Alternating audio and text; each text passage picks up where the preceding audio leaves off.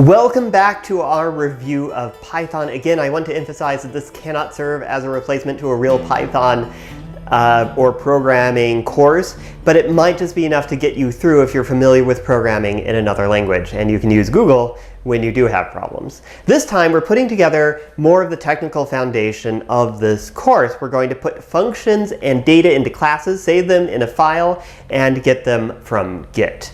Now that we've talked about the basic data types and functions, we need to talk about how to put data and functions together into classes. Classes are named with a capital letter. In this case, let's call a class foo. There are 3 functions. The first function is called a constructor. This always gets called when you have a new instance of the class. The other functions get called by name. Get and set, in this case, have to be called explicitly. Let's see this in action. Let's create an instance of a new class called f. This implicitly calls a constructor, which set the variable val to 3 because that got passed into the constructor. Inside the class, you refer to the class as self.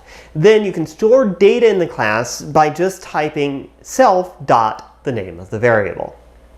In this case, val. When we call the get function, it returns the value 3. But we can change the value with the set function. Now we get the updated value. The great thing about classes, though, is that we can instantiate multiple versions of the class. Let's create a new class called G and add the values together. But you're not actually going to type your code into Python interpreters like we've been doing here. We're going to put our code into files, run the files, see what goes wrong, edit the files, and run them again until we get it right. And then at the very end, for your homework, you'll upload them to Canvas.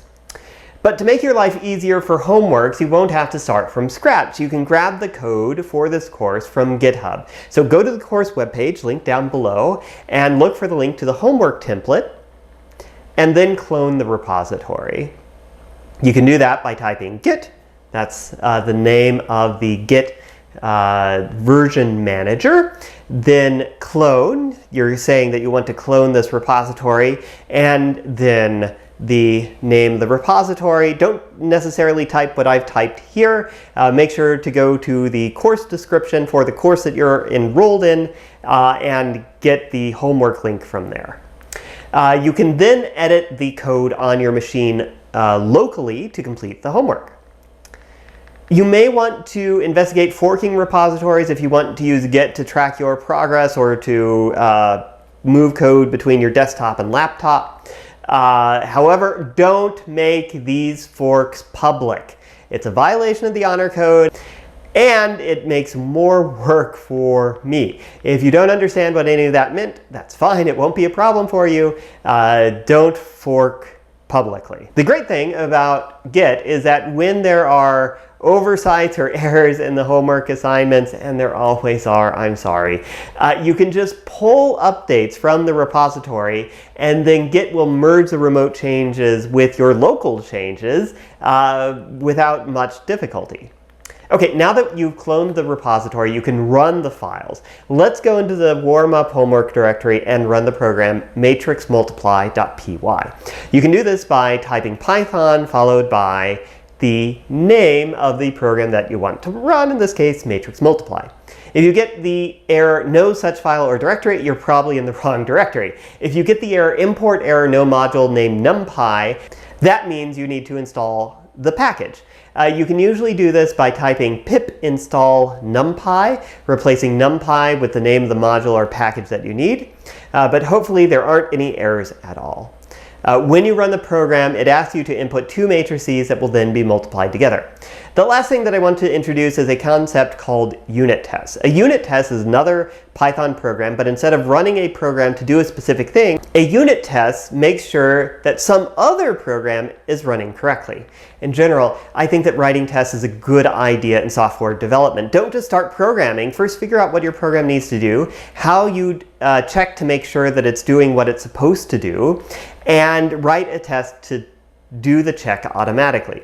Specifically for courses that I teach, I use unit tests to help you know whether you've done what you need to do for the homework. It also helps make clear what inputs and outputs look like. I typically put this into a different file from the file that defines the main program. Let's take a look at the code inside the unit test. We import utilities so that we can create matrices and unit tests. These are provided by NumPy and unit test. In this case, we also import from the matrix multiply file that we ran a few seconds ago. We want to import the function that multiplies matrices from the other file, as well as the definition of the error if the dimensions don't match. Just to be clear, this is the file, and this is the function. Now, this test matrix multiply is a new class that extends another class. In this class are functions that test the functionality of matrix multiply. We have 4 tests that test whether the code is working as intended. Each of the asserts makes sure that the result from the program matches the expected result. When you run the unit test, you'll get 4 failures. As you work on the homework, hopefully the number of failures will go down to 0. I'd encourage you to not just use these tests, but add your own tests as you go along. For every bug you discover, it's useful to create a new test to make sure that the bug never comes back. Well, we've run the interpreter without input code and run files from the command line. You can also run the code interactively. This is often really useful when you're developing. This is called interactive mode, and you can do this by typing -I at the prompt. So let's run the matrix multiply code. We'll get an answer, and then you can dig around and try out small variants to better understand what went wrong. Once you're in interactive mode, you can see all the variables, inspect their values, and try calling functions with different inputs. Another tip for interactive mode is to use the built-in documentation. You'll see that I'm using the np.array function to create matrices. We'll talk a lot more about matrices next week, but you can find out about how the code works by just typing in help followed by the name of the function. Next, we'll talk about file input and output, as well as reading data from a file. If you want to see more videos like this, check the video description for the course that comes from the link down below. You can then see the context and the correct order for watching these videos. YouTube will gleefully show you stuff in the wrong order. If you want other people to see this video, provide a big gradient to the recommendation algorithm by clicking the like and subscribe button down below.